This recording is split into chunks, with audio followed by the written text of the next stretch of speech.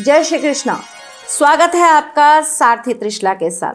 कैसे हैं आप लोग, कैसे हैं घर में सब, ज़रूर बताइएगा। चलिए जी, आज मैं आपको एक ऐसा तरीका बताती हूँ जिसे आप रात को करेंगे और सुबह तक आपको उसका रिजल्ट ज़रूर मिलेगा। क्या है, कैसे करना है, सब कुछ बताऊंगी, लेकिन इससे पहले ये बताऊंगी कि मैं कौन हूँ। मैं आपके एस्ट्रोलॉजर हूँ, वास्तु शास्त्री हूँ, चेहरा भी पढ़ती हूँ, आवाज़ भी पढ़ती हूँ और हाथों की लकीरें भी पढ़ लेती हूँ। चूँकि आपकी सारथी हूँ इसलिए आपको जीवन का सार समझाने चली आती हूँ।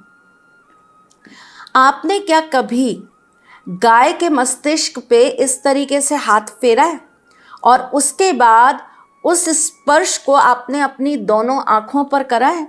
नहीं करिएगा। जब भी आप गाय को रोटी खिलाने जाएं तो उनके मस्तिष्क पर इस तरीके से हाथ ज़रूर फेरिए और उसके बाद अपनी इन उंगलियों को अपनी दोनों आँखों पर लगा लीजिए। ऐसा करने से मन की शांति प्राप्त होती है। मन में बहुत सारी उथल पुथल होती है, खास करके मेरी प्यारी बच्चियों को अथाह के सवाल चलते हैं, अथाह की उनके अंदर जिम्मेदारियां होती हैं, सबकी टेंशन्स लेके चलती हैं, बच्चों की, पति की, सास की, ननद की, भाई की, पिता की, इतनी सारी जिम्मेदारियों से घिरी होती हैं। तो इन्हें ये काम करने की बहुत ज़्यादा ज़रूरत होती है। जब कभी भी हमें जीवन के अंदर भाग्य का सपोर्ट ना मिल रहा हो तो आप गाय को गुरुवार के दिन रोटी खिलाना चालू कर दीजिए। और रोटी कैसे खिलाएंगी? आटे के अंदर थोड़ा सा बेसन मिलाकर, और अगर आप चुटकी भर हल्दी भी डाल देना तो और मज़ा आ जाएगा। अब जब आपने रोटी खिला दी तो उसके बाद आप उनकी पीठ पर स्पर्श ज़रूर करिए और इस स्पर्श को आप अपने कंठ पर लगाइए। ऐसे अगर आप अपनी इन 3 उंगलियों से ये स्पर्श करके अपने कंठ पे लगा लेती हैं ना, तो ऐसा करने से एक तो आपकी वाणी हमेशा अच्छी रहती है, लोग आपकी चीज़ों से प्रभावित होते हैं, आपके अंदर से आकर्षण उत्पन्न होता है, लोग आपका सम्मान करते हैं, आपकी बात को वैल्यू देते हैं और साथ ही साथ में आपको जीवन में आगे तरक्की करने के मौके मिलते हैं। ये कार्य पुरुष भी कर सकते हैं, ये केवल स्त्रियों के लिए नहीं है। चलिए जी, क्या आपने कभी गौ माता को चारा या रोटी खिलाने के बाद उनकी पूंछ को स्पर्श किया है? नहीं? अब ज़रूर करिएगा। बुधवार, गुरुवार और शुक्रवार अगर आप गौ माता को चारा खिलाते हैं या रोटी खिलाते हैं और उसके बाद आप उनकी पूंछ को स्पर्श करके वो स्पर्श आप अपने माथे पर, अपने मस्तिष्क पर लगा लेते हैं, तो ऐसा करने से बड़ी से बड़ी आपकी कुंडली में बन रहे नकारात्मक दोषों से आपको मुक्ति मिल जाती है। चाहे वो काल सर्प हो, पितृ दोष हो, वंश दोष हो, श्रापित दोष हो, चंडाल दोष हो, किसी भी तरह का दोष हो ना, कोई बड़ा काम ना कर पाओ तो ये छोटे छोटे काम कर लीजिए। जिन बच्चों को कंपटीशन एग्ज़ाम्स में जाना है और उन्हें बार बार दिक्कतों का सामना करना पड़ रहा है, सरकारी नौकरी नहीं मिल पा रही है, तो आपको क्या करना चाहिए? सोम, मंगल, बुध, गुरु, ये 4 दिन गौ माता को अपने हाथ से रोटी खिलाना चालू कर दीजिए। लेकिन कोरी रोटी मत खिलाना मेरी जान, साथ में मीठा ऊपर ज़रूर रख देना, गुड़ रख देना। और उसके बाद जहाँ गौ माता खड़ी हो ना, उस जगह की मिट्टी को आप स्पर्श करके अपने दोनों कानों के पीछे लगाइएगा। उसके बाद अपने मस्तिष्क पे लगाइएगा, जैसे पूरा चंदन लगाते हैं ना, इस तरीके से।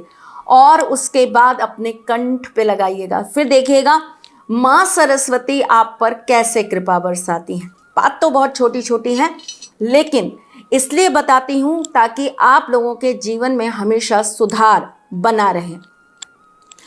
अगर आप अपने घर के नॉर्थ ईस्ट में या ईस्ट में या नॉर्थ ईस्ट में अगर आप एक कामधेनु की प्रतिमा रख लेते हैं तो आपके घर में हमेशा सुख, शांति, बरकत और उन्नति बनी रहती है।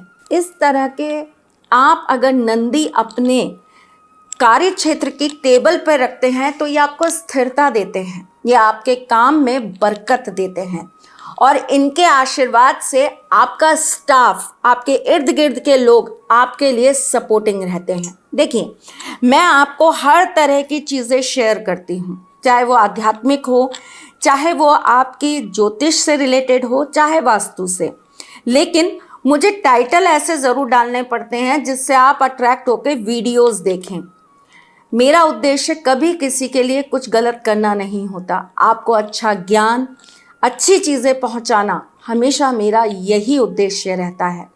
आपको ठाकुर जी के और समीप लाना, उनका प्यार, उनका आशीर्वाद आपके घर तक पहुंचाना।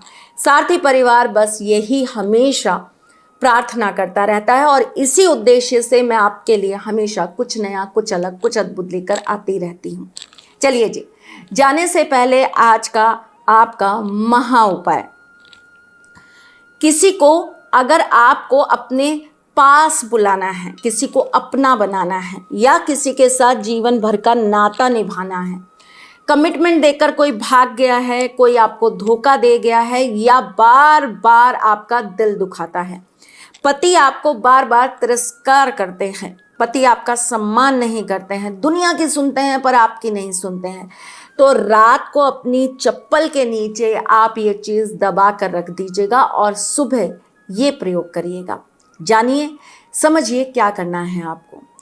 आपको एक वाइट कलर का पेपर लेना है। इस पेपर के ऊपर आपको लाल पेन से लिख देना है 7125। आपको इसके अंदर 5 लाल मिर्च के, सूखे लाल मिर्च के आपको जितने भी बीज निकलते हैं ना, वो डालकर रख देने हैं और इसके ऊपर आपको अपनी यूज़ करी हुई चप्पल रख देनी है। वही चप्पल रखिएगा जो आप सबसे ज़्यादा यूज़ करते हो। उसके बाद आपको अपने बेडरूम के अंदर एक शीशी शहद की लेनी है। इसके अंदर आपको 2 लाल मिर्च के बीज निकालकर डाल देना है।